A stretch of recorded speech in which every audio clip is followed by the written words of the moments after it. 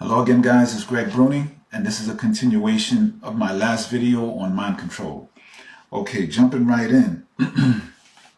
Now, during the early days of the Cold War, the CIA funded psychiatric institutions across the United States and Canada.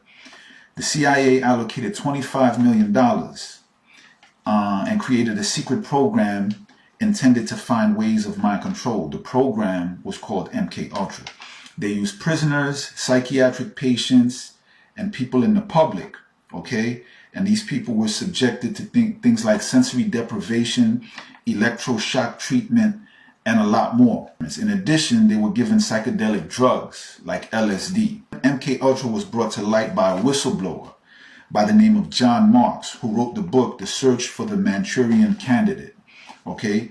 Now, for people who may not know, a Manchurian Candidate is a person who could be used to carry out like killings, assassinations, murders, okay? And the person afterwards would have no recollection of doing that, okay? So these are the types of people that they were trying to create, okay?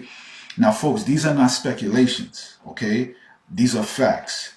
There were congressional hearings held about this that took place in the mid-70s after this was exposed, the MK Ultra.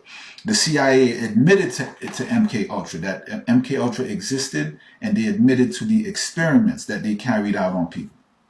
They also admitted that it probably wasn't the right thing to do. They admitted that, okay? And I encourage you guys to check that out, okay? The CIA knew that they were breaking the law, okay, but they did it anyway. Okay, now the reason this is important is because some people believe that Charles Manson, who I mentioned in my last video, may have been a product of MK Ultra and the CIA. Okay, now understand that that's not a fact right there, but there are certain links between Manson and MK Ultra through some people that he knew. Okay, and also the tactics that Manson used, okay, to get his followers to do what he wanted them to do. In essence, to get them to kill for him. Okay, the same types of mind control tactics that the CIA used in MK Ultra, he used, including LSD. He would give his followers LSD, okay, but he wouldn't take it. He would act like he's taking it, but he wouldn't. So these are the types of things that he was doing that kind of made him kind of link with the MK Ultra. In addition to that, Manson had some kind of immunity with the law. Okay, in essence, they couldn't touch him. All right, they would arrest him, okay, and let him go. Arrest him and let him go. This happened over and over and over again. Okay, which suggests that he knew some powerful people. Okay. So for a while that went on, okay? Now, again, the links between Manson and MK Ultra are not facts, but what are facts is that in 1959, Harvard University recruited 22 students to take part in a very controversial and disturbing psychological experiment. One of those students was none other than Ted Kaczynski, aka the Unabomber. Okay, you can look this stuff up, folks. Okay.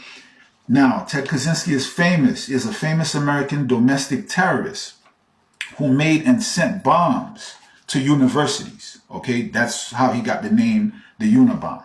Okay, now this experiment would later come to be known as the Harvard Mind Control Experiment, where the students were subjected to what was called sweeping and personally abusive attacks. Okay, well-designed attacks to their egos, cherished ideas, their belief systems. You know what I'm saying? These things were used to cause high levels of stress and distress. In essence, psychological abuse. Okay. Now, LSD also may have been used on the students, but we don't know for sure. Some people say yes, some people say no. Okay. Now, it's very possible that LSD might have been used because the head of this program at Harvard was a man by the name of Henry Murray, who during World War II was part of what was known as the Office of Strategic Services, which would later become the CIA.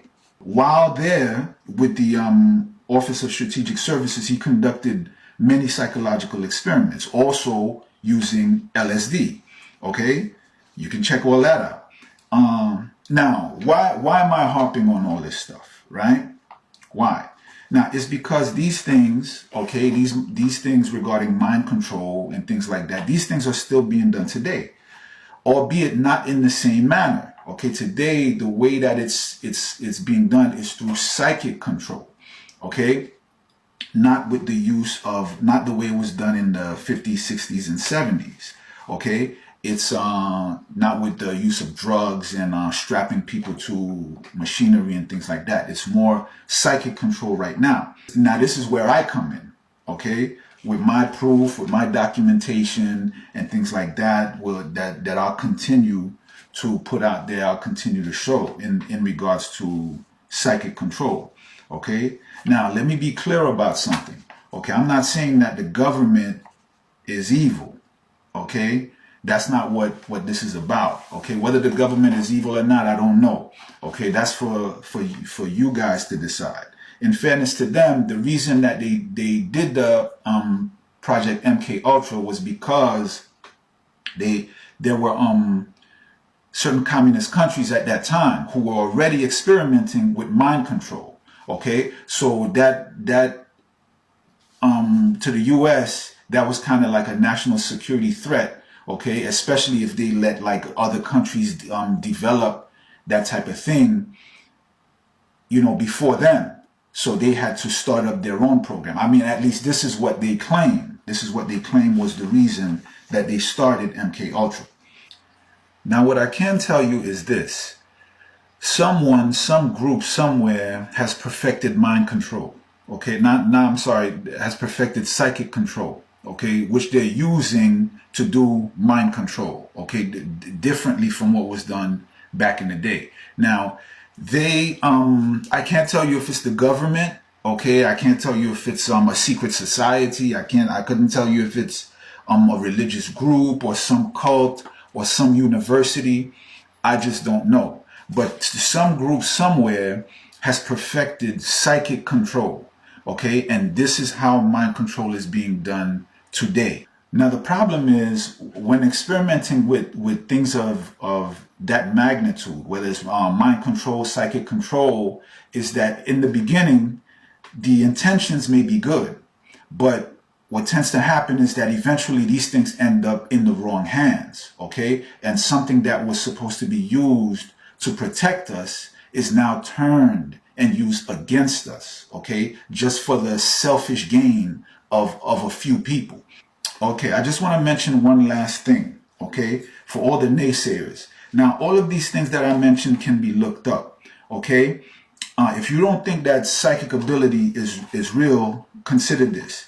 In 1978, the Defense Intelligence Agency created the Stargate Project, okay? For this top secret project, they employed people known as remote viewers to help in military and intelligence applications, okay? Now, guys, a remote viewer is just another name for a psychic, okay? That's just what the government calls them, okay? And they were employed by the government, okay? One of the most well-known remote viewers was a man by the name of Joseph McMoneagle. He worked for the Pentagon. He worked for the Pentagon for 15 years, where he helped through his psychic abilities to locate American hostages and enemy submarines. Okay, he helped to locate hostages in Iran. He also described the second floor apartment where Brigadier General James Dozier was held hostage by the Red Brigades in 1981. One of McMoneagle's best known missions happened in 1980. Where he correctly told the CIA that a suspected KGB agent captured in South Africa used a small shortwave radio, okay, disguised as a calculator to communicate with the Soviet military, okay? And McMoneagle knew nothing about this man prior to that, okay? So I'm just going to leave it right there. I wanted to share this information with you guys. All of it can be looked up, okay? Thanks again for tuning in. I'll see you guys next time. Peace.